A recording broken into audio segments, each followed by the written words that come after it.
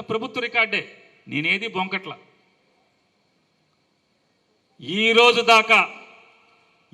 దాకా seize the godown కానీ seize the ship కానీ అయిన తర్వాత కూడా ఒక్కడి మీద కూడా క్రిమినల్ కేసు లేదు. నా ఒక్క రాష్ట్రంలో నాకు ముందు లేవు, నాకు తర్వాత లేవు, నా మీద ఒక్కడి మీద తప్పితే ఎవడి మీద క్రిమినల్ కేసులు లేవు. వాస్తవంగా బయటోడు ఎవరిని నమ్మని నమ్మండి. నా దగ్గర పనిచేసే మేనేజరు పోలీసులు అరెస్ట్ చేసి తీసుకొచ్చి అతనికి 5 బ్యాంక్ అకౌంట్లు ఉన్నాయి, 5 బ్యాంక్ అకౌంట్లో లక్షల టర్నోవర్ ఉంది అని పోలీస్ స్టేషన్ నుంచి మనతో ఉండేటువంటి, అంటే ఆ ఉద్యోగంలోకి రాకముందు నుంచి మనతో ఉండేటువంటి ఒక మనిషి ఫోన్ చేసి, నాకు కూడా కాదు బాబ్జీకి ఫోన్, బాబ్జీకో సుబ్బన్కో చేశారు, నాకేమంటే ఫోన్ నాకు ఇచ్చారు. మాట్లాడా, అన్నయ్య నేను ముంచేశాడు మీ మేనేజరు అని. ఏంటంటే బ్యాంకులో ఇంత ట్రాన్సాక్షన్స్ ఉన్నాయి, నీ బ్యాంక్ అకౌంట్ పుస్తకాలని తెచ్చారు పోలీసులు వెళ్ళి, మా సిఏలు తెస్తే నీదేమో సంవత్సరానికి 10 పేజీలు 15 పేజీలు ఉన్నాయి, ఆడి 100 పేజీలు ఉన్నాయి, నేను ముంచేశాడని ఫస్ట్ అతను చెప్పే వరకు నాకు కూడా తెలియదు. వెంటనే ఆయన ఇంట్లో మనిషికి, వెంటనే నేను పిలిచి ఫస్ట్ చెప్పింది ఆయన ఇంట్లో మనిషికి, ఇదిగో మనోడు ముంచేశాడేమన్నాను. అదేంటనే అంత మాట అంటావని, నాకు ఇప్పుడు దాకా నాకు తెలియదు కదా ఇదే అని. ఇది జరిగింది యథార్థం. మీకు ఇందులో ఎవడు కావాలంటే వాళ్ళందరూ సాక్ష్యాలు ఉన్నారు. అంటే ఇవన్నీ మాకు చెప్తున్నామంటే మూడు పిల్లలకి చెప్పుకోకర్లా, పిల్లలకి చెప్పుకోకర్లా, కానీ సమాజానికి చెప్పాలి కాబట్టి చెప్తున్నాను ఇదంతా కూడా. అది ఆ రోజు సంగతి జరిగింది. మన అదృష్టవశాత్తు నా శ్రీమతి కోసం విపరీతంగా ట్రై చేశారు. నా జీవితంలో అయితే అంటే ఏ పగోడికి కూడా రాకూడదు. భార్యను తీసుకుని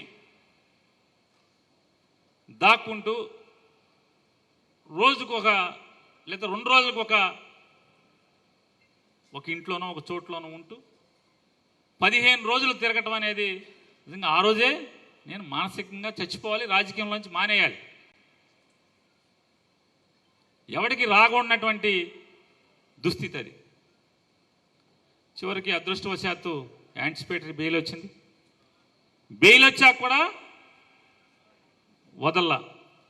జనవరి 1 తారీఖున నా భార్యను పోలీస్ స్టేషన్కి పిలిచి 4 గంటల పాటు ఇష్టం వచ్చినట్టు మాట్లాడాడు సిఐ గారు.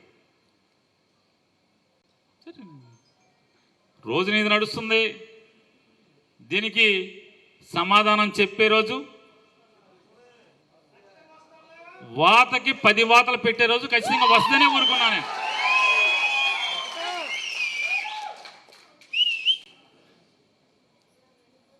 సరే అది అయిపోయింది. అప్పుడు మన ప్లేడర్ అయినటువంటి, అంటే మనకి టీంలో పెద్దోడుగా ఉన్నటువంటి వరదా గారు కానీ, ఆయనతో పనిచేసినటువంటి చాలామంది ఇక్కడ కూడా వాళ్ళ మీటింగ్ కూడా వచ్చారు కొంతమంది, మన లీగల్ టీంలో చాలామంది. వీళ్ళందరూ కలిసి నాతో చెప్పింది, దయచేసి మేడం గారికి బెయిల్ వచ్చే వరకు నువ్వు నోరు తెరవబాకు, ఇప్పబాకు, మాట్లాడబాకని నన్ను అందరూ బతిమాలారు. నువ్వు ఎట్టపోయినా పర్లా, ఇంటావిడ కదా వద్దని చెప్తే నేను మాట్లాడాల. వెంటనే టీడీపీ వాళ్ళు, వీడు కనపడతలేదు, కుటుంబం అదృశ్యం, వీడు మాట్లాడతలేదు మొదలెట్టారు. నాకు బెయిల్ రావటానికి మరొక 2 నెలలు పెట్టింది. ఆ 2 నెలలు కూడా హైకోర్టు ప్లేడర్లు కానీ వీళ్ళు కానీ నువ్వు మాట్లాడబాకు, నీకు దండం పెడతాను బాబు, నువ్వు మాట్లాడబాకనే చెప్పారు. ఇందులో కుటుంబాలు ఉన్నాయి, నువ్వు ఒక్కడివైతే పర్లేదు, ఇంట్లో ఆడవాళ్ళు కూడా ఇరికిచ్చారు కాబట్టి. ఏంటంటే ఇంటి యజమాని, గోడౌన్ యజమాని ఆవిడ పేరు. ఎందుకు ఇంటి ఆవిడ పేరు మీద? ఇప్పుడు నా జీవితంలో బుద్ధి వచ్చిందంటే, రాజకీయాలు తిరిగేవాళ్ళు పొరపాటును కూడా ఇంట్లో ఆడవాళ్ళ మీద ఆస్తులు పెట్టబాకండి, వ్యాపారాలు చేయబాకండి. రోజులు చూస్తున్నాం కదా, ఈ పరిస్థితులు ఉన్నాయి. అది అయిపోయాక హైకోర్టులో నాకు బెయిల్ వచ్చింది 2 నెలల తర్వాత. అంటే జడ్జి ఏం చెప్పారు, ఆయన నానిగాడిని అరెస్ట్ చేయబాకండి అన్నారు. అరెస్ట్ చేయకుండా 2 నెలల తర్వాత బెయిల్ వచ్చింది. బెయిల్ వచ్చిన కాడి నుంచి మళ్ళీ మన కథ మామూలు. ప్లేడర్లు అంతవరకే చెప్పారు కదా, మన పని మొదలెట్టాం. అక్కడి నుంచి వీడికి మదం దిగలేదు, మళ్ళీ మాట్లాడుతున్నాడు, వీడు రెచ్చిపోతున్నాడు. అసలు వీడికి ఆ రోజు టీడీపీ ఛానల్స్ అన్నింటిలో కూడా అసలు వీడి కంట్రోల్ అవ్వట్లేదు. ఒకడు హైదరాబాద్ వెళ్ళిపోయాడు, ఒకడు వెళ్ళిపోయాడు, ఒకడు గుండు పొట్టు వచ్చింది, ఆడి పొట్టు వచ్చింది, ఈడి పొట్టు వచ్చింది, వీడు మాత్రం వీడు దిగట్లేదని చెప్పని మాట్లాడుతున్నారు. అది అయిపోయింది కదా. ఇప్పుడు కొత్తగా ఏంటంటే మొన్న నకిలీ ఇళ్ల పట్టాల కథ కంచికేనా ఈనాడులో. నకిలీ ఇళ్ల పట్టాల కథ కంచికేనా. మచిలీపట్నంలో 10,000 పట్టాలు ముద్రించి వాటిలో 5,000 పనిచేసిన విచారణ ఏది? గన్నవరం ఘటనపై కేసు పెట్టినప్పుడు ఇక్కడ ఎందుకు మినహాయింపు? నాడు ధర్నా చేసిన కొల్లు రవీంద్ర కూడా ఆ విషయం మర్చిపోయారా? తహసీల్దార్ కార్యాలయంలోనే తయారీ, మచిలీపట్నంలో పేదలకు పేరుని వర్గం పంచిన నకిలీ పట్టా అని ఒకటి వేసాడు. ఈ పట్టాలు నకిలీనా ఏంటి అని మీకు చెప్తాను. ఒక చిన్నది, అసలు ఈ బందర్లో పట్టాలు ఏంటి ఎలా స్టార్ట్ అయింది చెప్తాను. 2019 ఎన్నికల్లో జగన్మోహన్ రెడ్డి గారు మచిలీపట్నం ఎన్నికల ప్రచారానికి ఏప్రిల్ 8వ తారీఖున 2019 ఏప్రిల్ 8వ తారీఖున మున్సిపల్ ఆఫీస్ దగ్గరికి మీటింగ్కి వచ్చినప్పుడు మీకు గుర్తుంటే చాలామందికి ఇక్కడ దాదాపుగా ఇందులో 80-90% మంది మీరో మీ తల్లిదండ్రులో ఎవరో ఒకళ్ళు ఆ రోజు వచ్చున్నారు. ఒక్కసారి అది నెంబర్ వేసుకోండి. దాన్ని కూడా అది ఉందా, అది లేదా, నాది ఉందా? నేను అడిగింది లేదు కదా. నేను ఆ రోజు ఏం చెప్పానంటే నేషనల్ కాలేజ్ దగ్గర నుంచి హెలికాప్టర్లో మున్సిపల్ ఆఫీస్ దగ్గర తీసుకొస్తా. నేను ఒక మాట చెప్పాను. ఏంటి ఇక్కడ సమస్య ఏంటన్నాడు. 1 పోర్టు, 2 ఇళ్ల పట్టాలు, సుమారుగా ఒక 10,000 పై చిలుకుంటారు. 10 ఏంటి, 10,000 15,000 ఎంత అన్నాడు. దాన్ని నేను ఎక్కడ లెక్కెడతానండి.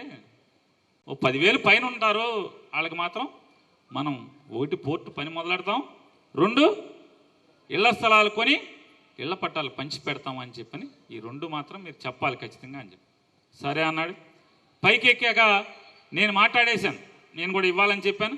అయ్యాక ఆ రోజు జగన్ గారు ఏం మాట్లాడాడు కూడా ఒకసారి ఆ వీడియోలో చూడండి, లేదా ఆడియో ఇటు వినిపించండి ఒకసారి. జగన్ గారు ఎలక్షన్కి మాట్లాడింది ఒకసారి వినిపెట్టండి.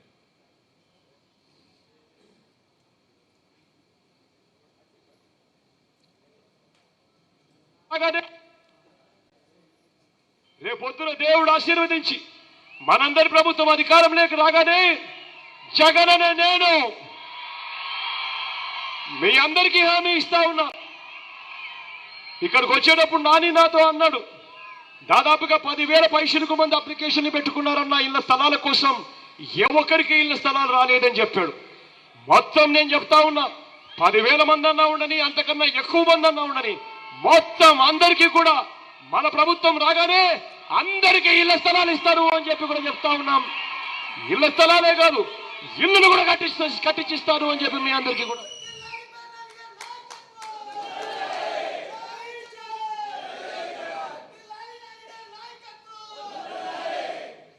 ఇళ్ల పట్టాలు కార్యక్రమం స్టార్ట్ అయింది. స్టార్ట్ అయ్యాక సీఎం ఆఫీస్ నుంచి ఒక అధికారి వచ్చి, ఇదేంటా ఇంతమంది ఉన్నారు ఇక్కడ, ఇన్ని వేల మందికి ప్రభుత్వం మీద బోళంత భారం పడుతుంది, తీసుకెళ్ళి కరగ్రహారం క్యాంబెల్పేట దాటిన తర్వాత ఇదంతా బోళంత పర్ర ఉంది కదా, మొత్తం ఇన్ని వేల మందికి అక్కడ ఇచ్చేసేయండి అని చెప్పాడు. కలెక్టర్ని వీళ్ళందరం తిట్టి వెళ్ళాడు. నేను వెంటనే తెల్లారి పొద్దున్నే జగన్ గారి దగ్గర ఇంటికి వెళ్ళి ఆయన మాట్లాడిన వీడియో చూపించి, మనమేమో ఎలక్షన్లో ఇట్టా మాట్లాడి మీ ఆఫీసర్ ఏమో వచ్చి ఇట్టా మాట్లాడితే, 2 మీరు గుర్తుపెట్టుకోండి. జగన్ గారితో నేను మాట్లాడిన మాట, సార్ మీరు నా దగ్గరే కాదు రాష్ట్ర వ్యాప్తంగా కూడా ఒకసారి గుర్తుపెట్టుకోండి. అధికారులకు చెప్పండి, జిల్లా కలెక్టర్లకు చెప్పండి, మనం ఇచ్చేది గత్యంతరం లేక, గతి లేక, అంటే అద్దులు కట్టలేని స్థితిలో కూడా పాచి పని కూలి పని చేసుకునే వాళ్ళు కూడా ఎవడో ఒకటి పంచన తలదాచుకుంటున్నారు, అద్దెకుంటున్నారు. వాడికి మనం పట్టా ఇచ్చామంటే ఆ ఇంట్లోకి వెళ్ళిన తర్వాత ఆడు భోజనానికి ఇబ్బంది లేకుండా కూలి పనికో పాచి పనికో వెళ్తాకి అందుబాటులో ఉండేట్టు మాత్రమే స్థలం కొని ఇవ్వాలి తప్పితే మనం బాధ్యత అంటే మనం మాట చెప్పాం కాబట్టి ఎక్కడో అక్కడ పొలం కొనేసి ఇస్తే ధర్మం కాదండి అంటే కరెక్ట్ నాని నువ్వు చెప్పింది మంచి మాట చెప్పావు. వెన్న ఫోన్ ఎత్తాడు, జిల్లా కలెక్టర్కి ఫోన్ చేశాడు. అప్పుడు ఉన్నటువంటి నవాబ్ గారు ఇమ్తియాజ్ గారికి ఫోన్ చేసి, ఇమ్తియాజ్ అన్న నాని వచ్చాడు మీ మంత్రి గారు, నేను ఎలక్షన్ కూడా మాట చెప్పాను, నాని టౌన్కి దగ్గర ఎక్కడంటే అక్కడ ఎన్ని ఎకరాలంటే అన్ని ఎకరాలు అర్హుడు అనేవాడు మిగలకుండా పట్టాలు ఇవ్వండి అని చెప్పని ఫోన్లో చెప్పాడు ఆయన.